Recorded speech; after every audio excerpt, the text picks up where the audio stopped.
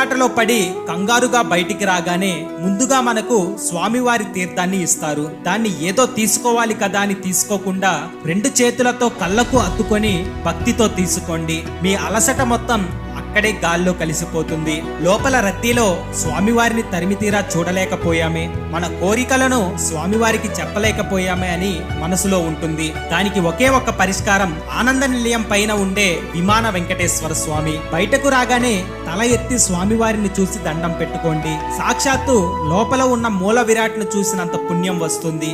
ఆ తరువాత హుండీలో మీకు తోచినంత సమర్పించండి. గుడి ప్రాంగణంలో ఒక్క 2 నిమిషాలు ప్రశాంతంగా కూర్చొని ఆ ఏడుకొండల వెంకటేశ్వర స్వామి రూపాన్ని మీ మనసులో శాశ్వతంగా ముద్రించుకోండి. చివరిగా ఆ స్వామివారి ప్రసాదాన్ని చేతిలో పట్టుకోగానే అబ్బా దర్శనం ఎంత బాగా జరిగిందో అని మీ మనసుకు ఒక ప్రశాంతత వస్తుంది. చూశారు, ఆ తృప్తికి ఎన్ని కోట్లు ఇచ్చినా సరిపోదు.